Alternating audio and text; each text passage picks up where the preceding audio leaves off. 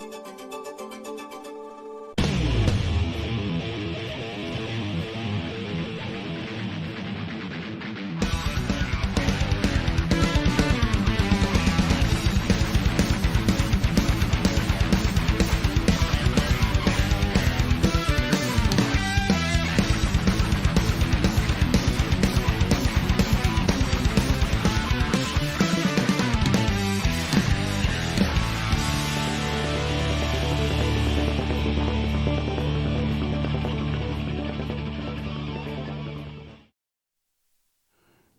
tal, señoras y señores? Bienvenidos a la presente edición de La Fuerza de la Palabra de Cosmos Televisión.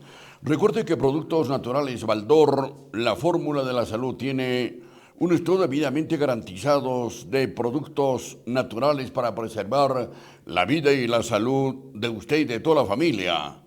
Colágeno en sus diferentes variedades y a precios realmente debidamente garantizados.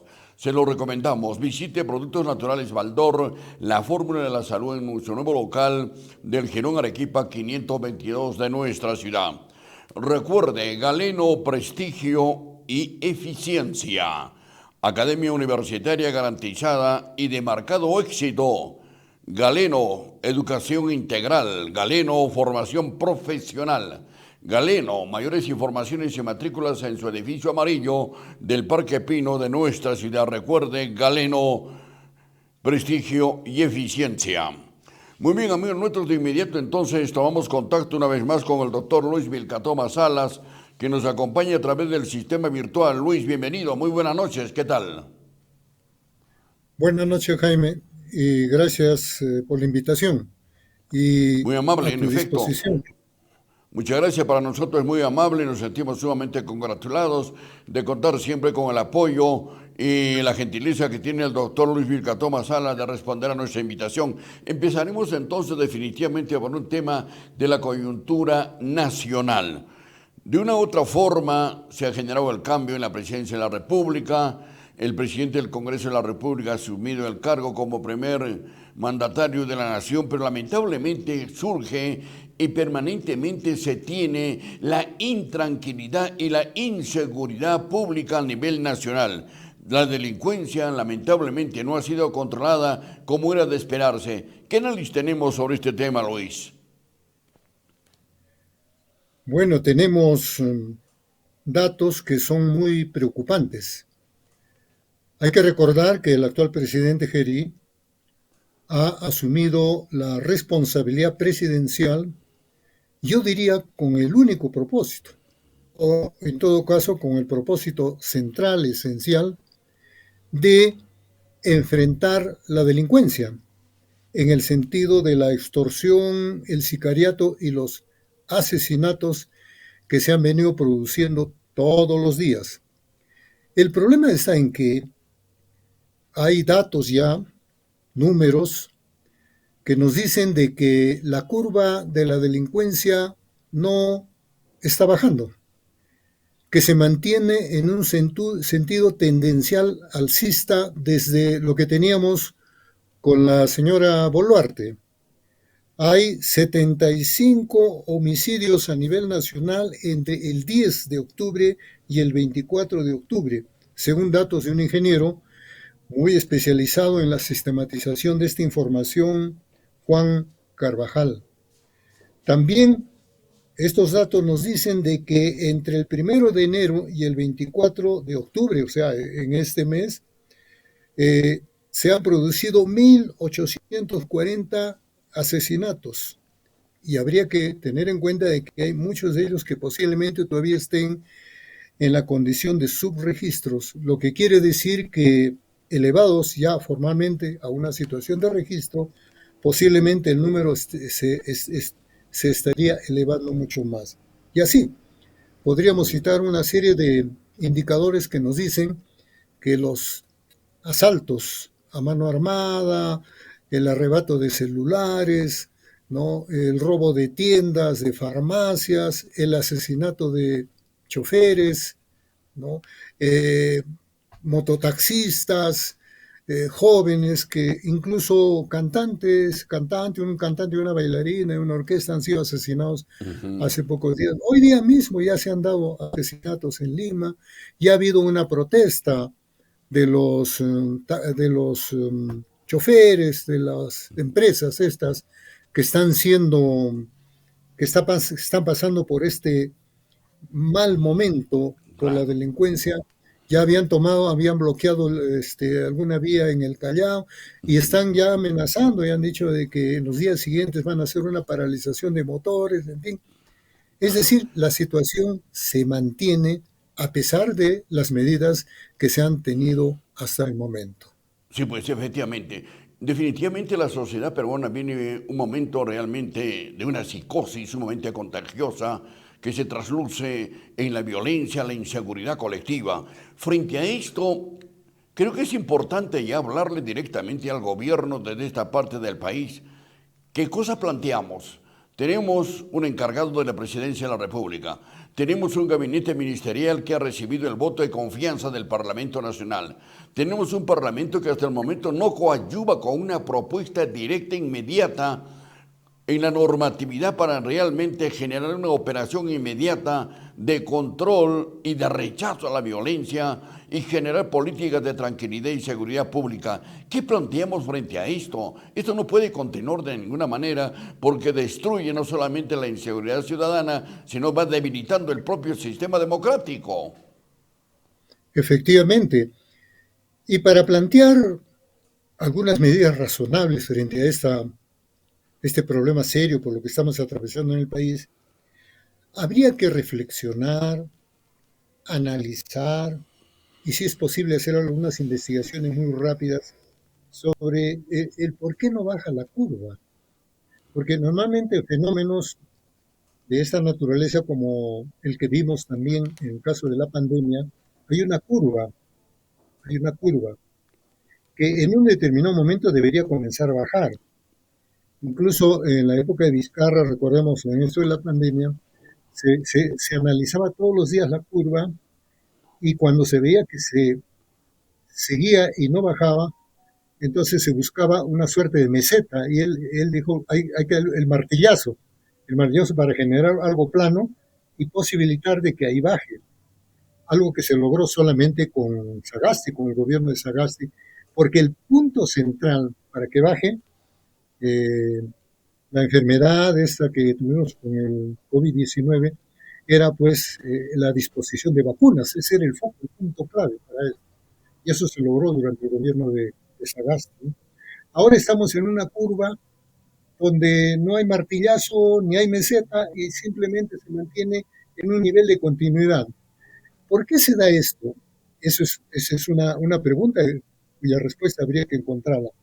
Puede ser, como dicen algunos, que el tiempo todavía es corto para ver el descenso. Podría ser 15 días, 20 días, ¿no?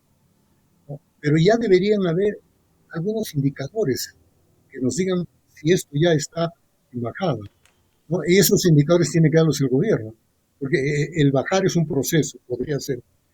Pero otra razón también está en las medidas que se están tomando, ¿no? Se están prácticamente repitiendo medidas anteriores y quisiéramos saber qué elementos nuevos se estarían añadiendo a estas medidas que fracasaron anteriormente para tener algo de esperanza en que esto va a tener buenos resultados, pero no sabemos. Entonces se ha recurrido a la emergencia, ¿no? A la declaración de emergencia, el toque de queda lo han suspendido, este, no dos personas en una moto, patrullaje en las calles, pero todo eso no dio resultados. Lo que sí le han agregado es la acentuación en los registros de las cárceles, pero eso también habría que verlo con lupa, porque José Luis Pérez Guadalupe, que es un especialista en estos temas de la delincuencia, hasta tiene un libro último que ha sido publicado, y él ha tenido también alguna responsabilidad anteriormente en el manejo de los penales y todas esas cosas. Él dice de que en realidad el foco de donde proviene toda esta delincuencia intelectual, pues son los que carburan, organizan, todas esas cosas, no estaría en las cárceles, sino fuera de las cárceles.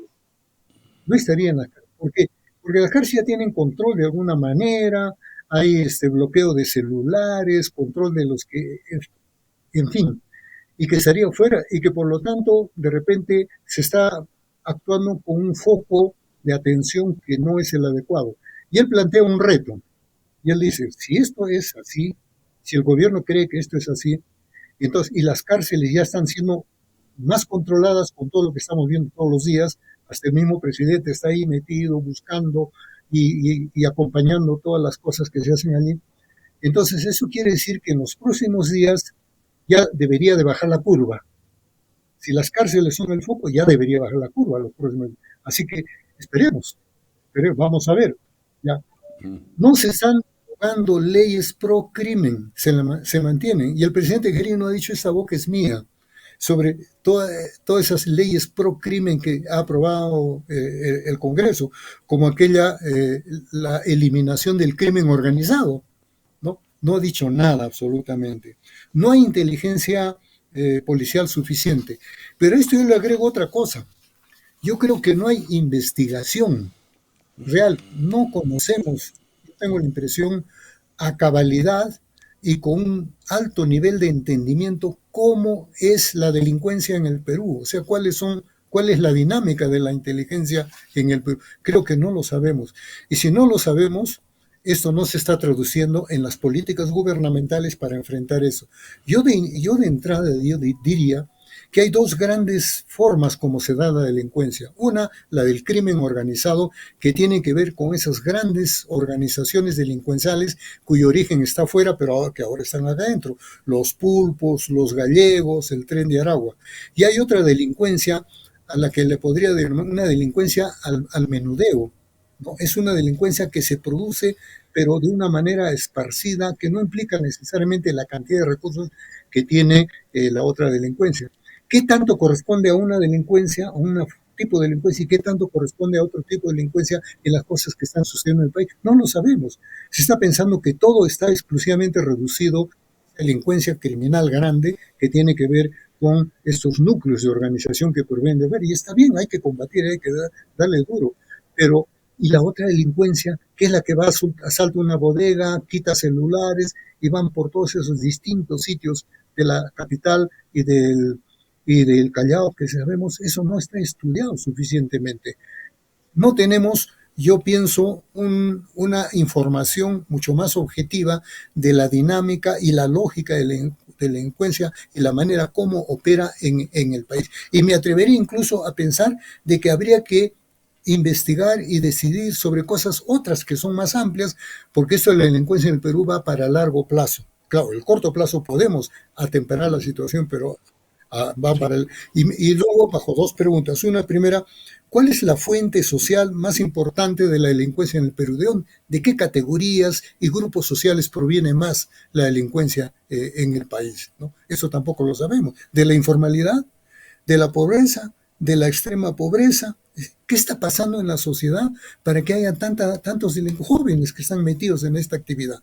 Y una segunda pregunta que me hago es, cuáles, ¿cuáles son los focos de atracción que estos potenciales delincuentes encuentran en lo que pasa en el país para meterse tan fácilmente a ello? ¿La debilidad de las leyes? ¿La debilidad de la policía? ¿La debilidad institucional? ¿O el sentimiento de quienes entran a la delincuencia de que no les va a pasar nada? Si el sentimiento de que no les va a pasar nada es predominante, pues se meten. Pues bueno, no me va a pasar nada, o es bien difícil que me pase algo. Entonces hay varias interrogantes que creo que no se están tomando en cuenta, por lo menos hasta el momento, en estas cosas. Y a pesar de todo eso, Jaime, en estos días, el presidente Gerí está con un 45% de aprobación, todavía. ¿Ah? ¿Por qué? Ese es otro interrogante, que creo que también posibilitaría el ensayo de algunas respuestas. Eso, Jaime. Sí, efectivamente. A lo comentado por el doctor Vilcatoma me parece sumamente importante formular algunas interrogantes y estamos seguros que nos puede dar mayores luces y trascendencia al problema.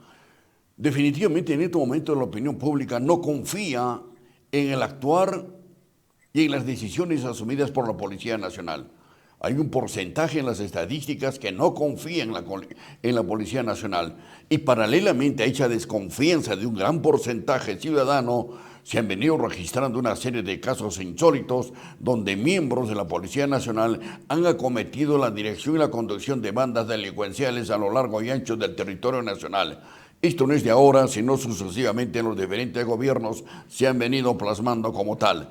Paralelamente a ello, tengo conocimiento por la propia realidad nacional que los estados de emergencia para combatir y luchar contra la delincuencia no han dado resultados en ningún momento en el país porque seguramente especulo o planteo la necesidad de que para declarar de emergencia se tiene que tener claramente estipulado y demostrado contra qué o contra quiénes vamos a luchar para darle tranquilidad a la gran mayoría nacional y darle seguridad en su vida cotidiana y fundamentalmente en el respeto a sus derechos fundamentales. No se trata de declarar de emergencia, se tiene que tener claramente establecido sobre el tópico respectivo contra qué estamos luchando.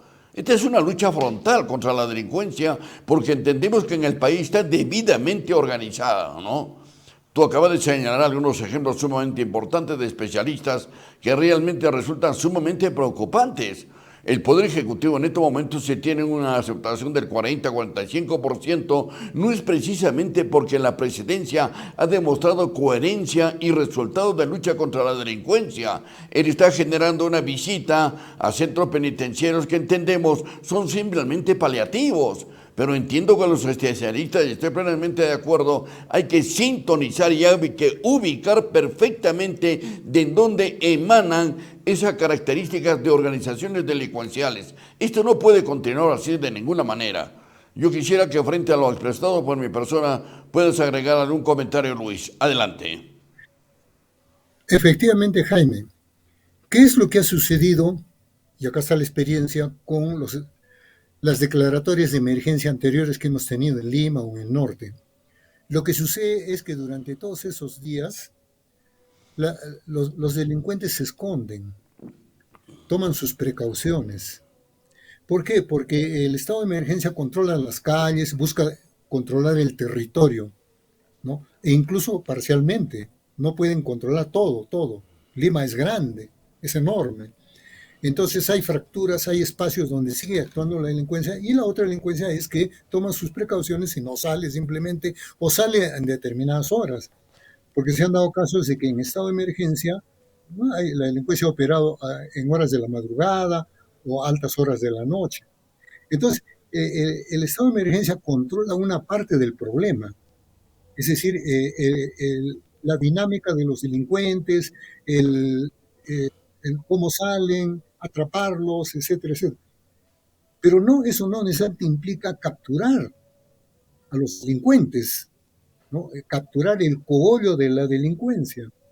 ¿Por qué? Porque esto no está acompañado por una serie de medidas ya de inteligencia para que en el marco de la delincuencia la policía pueda ir y capturarlos, ¿no? Hacer espacios, determinar espacios donde posiblemente ahí ir y sacarlos de sus escondrijos, sacarlos de los... Porque lo demás no. Yo estoy absolutamente convencido que si no se toman medidas complementarias y urgentes para esto, va a terminar este estado de emergencia en Lima y Callao y van a volver los delincuentes y siguen afuera. O sea, eso es lo ridículo del asunto. O sea, siguen matando, siguen asaltando, siguen casi parecidamente a lo que sucede antes, como nos dice esto de la curva de la delincuencia que se mantiene. Entonces, desde ya nos está diciendo que esa medida es un fracaso, a menos que, repito, hayan algunos reforzamientos, algunas cosas más que se puedan producir con la finalidad de que esto tenga éxito. Entonces, y ahora el reclamo, en este caso, de los transportistas, ¿no?, sus paros, bloqueos, se está elevando hacia el gobierno. Ya lo están diciendo. ¿Qué está haciendo el gobierno? Y cuando se habla de gobierno, se está refiriendo a Pajerí, al presidente. O sea, diríamos, el beneficio de la duda que tiene todavía, ese beneficio de la duda que le da ese 45% y que corresponde más, diríamos, a una aceptación pragmática, ¿no? Como todos, bueno, está este señor ahí, ya pues pragmáticamente pensamos que solucione por lo menos en parte ese problema. Ese beneficio de la duda tiene tiempos muy cortos. Entonces yo creo que en las próximas semanas, si es que no hay ya indicadores de que esto está bajando, ya esa aceptación de ese 45%, yo creo que va a comenzar a bajar. A menos que en el ínterin se produzcan algunas capturas especiales, digamos. A ver, imaginémonos, lo capturan a Cerrón, Palomino, ¿no? Ah, bueno, puede mantener todavía, ¿no? Su rango de aceptación. Pero eso implicaría que este presidente Geri rompa en cierto modo ese cordón umbilical que tiene con el Congreso. Porque se rompa lo menos no es capturado porque hay un bloque, hay una coordinación, hay algún acuerdo para que no se lo capture. O que se capturen otras bandas importantes, ¿no? Y en fin, no sé. O sea, de no haber todo eso, yo creo que en la medida en que la curva se mantenga o se eleve más, ya la visión de la población va a estar directamente orientada a cuestionar al presidente Geri y posiblemente exigir su cambio. Pero en esto del cambio hay que tener en cuenta también. Sale el actual presidente Geri y ¿quién entra? Tal como están ordenadas las cosas. Fernando Rospigliosi. De mal a peor. Es decir, todo está armado de una manera tal Claro. que pareciera que nos están dejando sin callejones de salida. Ese es otro problema que creo que está en la temática de las cosas que pueden darse, ¿no? Claro que, Evidentemente. claro que sí. A lo dicho por tu persona, Luis, creo que es importante de mi parte complementar lo siguiente. Lo dije hace un momento y entre las oportunidades hemos generado un comentario. La opinión pública no tiene confianza en el accionar de la Policía Nacional.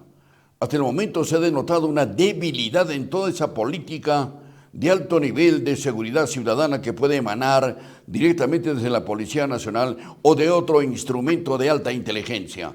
Ha transcurrido el tiempo y se viene profundizando todas estas manifestaciones delincuenciales, ¿no? Viene prosperando de Lima hacia el norte del país. El día de ayer, por razones eminentemente culturales, estuve en la Feria del Libro, en Juliaca, y en el tiempo que tuve disponible de libertad, pude conversar también con la opinión pública, y en Juliaca se vienen generando también motivaciones de intranquilidad y de inseguridad pública ante esa gran motivación del movimiento comercial que se da en una ciudad tan importante en nuestro departamento. La gente muestra intranquilidad.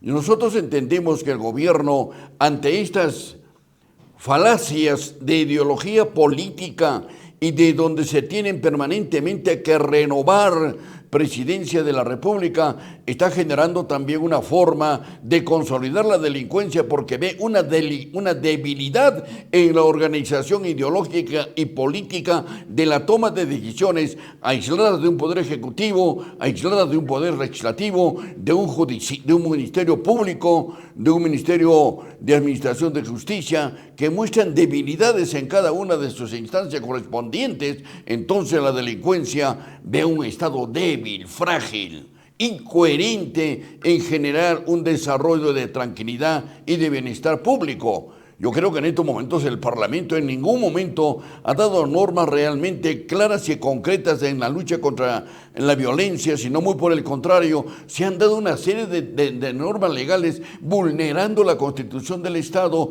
y fortaleciendo la delincuencia a nivel nacional. Y un poder ejecutivo débil como el que tenemos actualmente con el del señor Geri, ¿no? Bueno, el problema es sumamente serio. Nosotros tenemos en estos momentos una debilidad política que definitivamente trasluce en fortificar la actuación delincuencial en las diferentes esferas sociales y económicas del país. Si hay algo más sobre el tema, con mucho gusto, porque tengo otro tema que me gustaría también traslucir y conversar contigo. Sí, Jaime. Vivimos una pluralidad de crisis, ¿no? Todo está en crisis prácticamente, incluso está en crisis la confianza de la gente, no hay confianza. No, no hay confianza en la política, no hay confianza en los partidos, no hay confianza en las leyes que el gobierno, que el legislativo viene dando, en fin, ¿no? Y habría que preguntarse por qué las cosas se dan de esta manera. Y una de las razones por las que las cosas se dan de esta manera, creo, es que más allá de lo que aparece en términos de ese pacto de la corrupción que se ha formado, hay razones que están más adentro, que lo sostienen, que les dan viada, que no, que todavía les dan la venia para que sigan dándose. Porque sin ese sostenimiento, este pacto mafioso no duraría ni siquiera una hora. Y eso tiene que ver con algo parecido a lo que los norteamericanos dicen, ¿no? Para referirse a su propia realidad, de que hay un estado profundo. O sea, detrás de este Estado que conocemos liberal, que está en crisis, estas normas democráticas que se han dado, hay un Estado profundo. Y ese Estado profundo es el que tiene que ver con los poderes reales. Y esos poderes reales están en la economía, esos poderes reales están en las fuerzas de la coacción, ¿no? De la represión, en fin. Esos poderes reales son los que le dan sostenimiento a quienes en estos momentos están ahí. Entonces, en una visión más integral para modificar, cambiar estas cosas, habría que ver cuál es el papel de ese estado profundo o de esos poderes reales que hacen de que las cosas no cambien o no, que no cambien con la forma en que deberían de cambiar. Eso es lo que tenemos, Jaime. Así es, efectivamente. Quiero capitalizar los minutos restantes de este diálogo y esta entrevista con el doctor Luis Vilcatoma Salas sobre el siguiente tema. Estamos definitivamente ya profundizando e ingresando a una etapa ya no pre, sino eminentemente electoral, ¿no? Porque los candidatos a la presidencia de la República, algunos candidatos a los gobiernos regionales y municipales, ya han iniciado prácticamente a plantear sus opciones y sus propuestas de gobernabilidad. Y a nivel nacional, hace poco, por ejemplo, en Puno, en Juliaca, tuvimos la presencia de Ricardo Belmont, que fue recibido apoteósicamente y que seguramente ese recibimiento responde a su capacidad no solamente de convocatoria, sino también, no hay que ser muy ingenuos, sino a la organización previa de su organización política, que es Obras. Pero al margen de todo eso, ¿qué visión tenemos muy claramente definida de la presencia de tantos candidatos a nivel nacional y algunos que luego de las encuestas van indudablemente subiendo el nivel de aceptación? Sí, lo que estamos frente a una parte del cronograma del Jurado Nacional de Elecciones. En este caso, esa parte referente a la presentación o la inscripción de las planchas para el Ejecutivo, ¿no? Que ya estamos a escaso tiempo para que ese tiempo se venza. Y por lo tanto ya están saliendo ya algunas planchas, ¿no? Que van a entrar a los procesos de determinación interna de cada partido político para ver cuál de estas va a ser la que se va a inscribir al final de cuentas, ¿no? Y ahí ya, bueno, tenemos ya el caso de candidatos que vienen de atrás, como Rafael López Aliaga, que ha venido diciendo que él de todas maneras es candidato y que, bueno, y tiene las cosas amarradas de tal manera que con toda seguridad él va a ser. Pero en otros casos hay todavía planchas en disputa de quién va a ser, es lo que pasa con el partido aprista, ¿no? Y es lo que va a pasar con otros candidatos, ¿no? Más, ¿no? Más, como Phyllis Butter o Bater, en fin, tiene también un candidato ahí. Entonces, estamos ante ese momento, pero lo que no encontramos hasta el momento son las ideas centrales, por lo menos, ¿no? Las ideas significativas respecto a cuál es la propuesta de cada una de estas candidaturas sobre lo que se quiere hacer como gobierno. ¿Qué medidas importantes, qué políticas fundamentales serían las que nos van a ofrecer con la finalidad de que la población ya se vaya formando una idea de qué es lo que piensan y qué es lo que van a presentar? para que la población tome conocimiento de ello. Eso no está apareciendo. Hay también algunas sorpresas, como el caso del partido de Vizcarra, de Martín Vizcarra, que como sabemos él está ya prácticamente fuera de carrera por las decisiones que se han tomado legales y constitucionales respecto a su persona. Y él está yendo a la primera vicepresidencia y su hermano Mario, está yendo a la presidencia como candidato. Y sin hacer mayor propaganda hasta la fecha, ¿no? Está en segundo lugar en las preferencias electorales dentro de ese marco todavía muy pequeño en el que se encuentran los que Ujú. han entrado ya a esta cuestión de ver algo sobre de la opinión pública sobre ello, ¿no? Donde se encuentra López Aliaga con creo que ya bajó, estaba en un 11, ahora me parece que está con un 10%, ¿eh?